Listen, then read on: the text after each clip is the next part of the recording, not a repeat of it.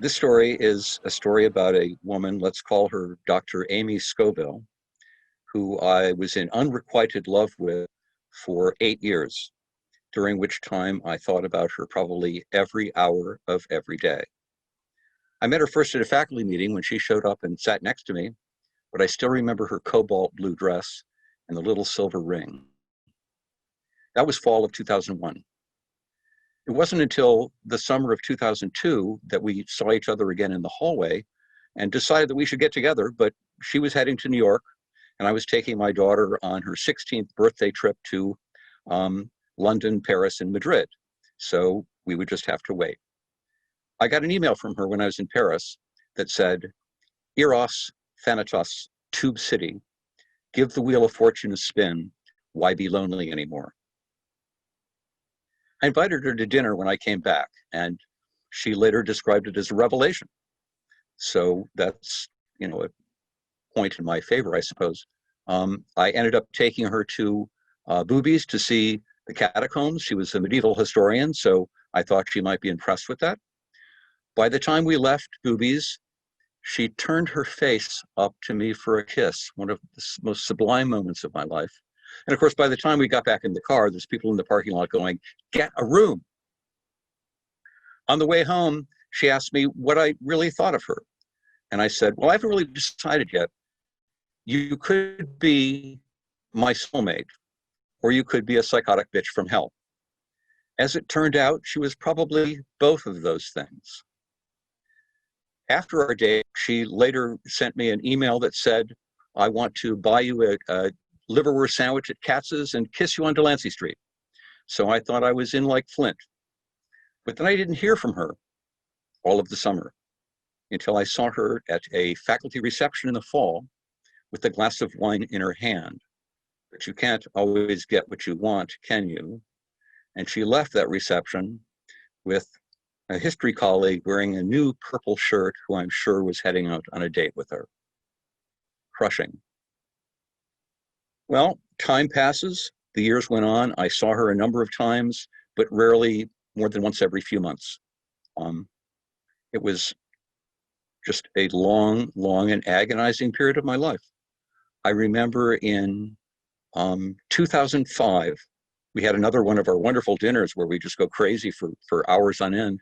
At this one, I finally brought out the criteria for borderline personality disorder, and she self-diagnosed with 8 out of 9 symptoms. You only need 5 to qualify as a borderline.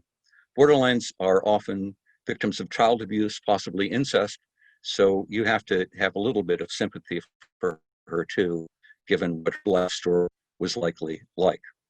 And nevertheless, by the end of the evening, we're making out on my couch and reading Donne's Holy Sonnet 14 responsively.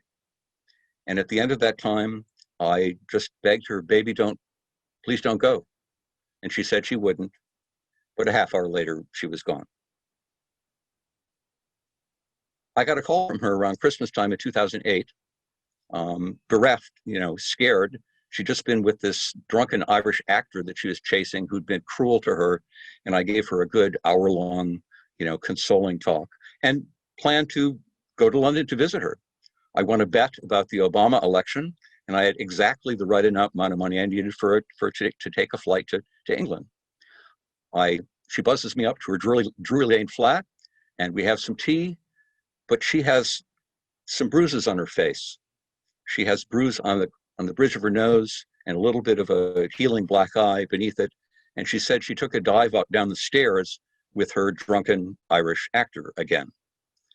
We had a long walk that day down to the Victoria Embankment, talked about everything under the sun. We ended up having dinner at the Prince of Wales right around from her flat. Decided I was jet lagged, she was exhausted, and we'd get together and spend the next day together. Except then she later emailed me that some colleague of hers from the West Country was coming in on the train, and he was a professional colleague. She didn't want to alienate him, so she was going to have lunch with him at St. Pancras Station. Of course, I understood that this was another one of her suitors, but never mind. We were going to get together at O'Neill's, right across Great Queen Street from the Prince of Wales, and have a drink and then have a dinner. except she didn't show up at that until about 7 o'clock at night. Although seeing her in that short skirt and those stiletto heels running across Great Queen Street, I never thought a woman could run in heels like that, but she was good at it. And she wore that outfit to make her legs look longer. We spent the evening together. First thing, she was telling about her colleague, and she peels off her face like a theatrical face, and then imitates his Dr. Hyde side, his real intentions. Then she peels down her face again and does her most drunken sailor's, "Hi, honey, what are you doing?" And then finally looks me in the eye, pulls the mask down and says, "What do I look like?" And I said, "You look like an aging crack whore," which made us both laugh because we joked about that all the time. After a snogging fest, she had to leave to get her plane. I didn't see her again until February, when I saw her in the East Village, where she showed me St. Mark's, where she had an epiphany, and finally her little fifth floor walk on 10th Street.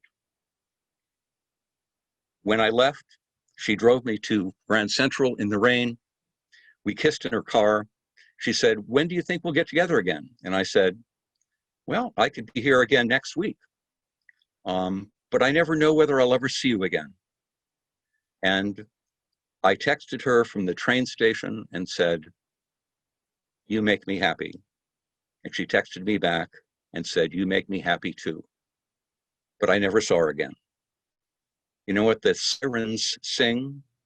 "Help me. Only you can help me." Thankfully, I didn't drown.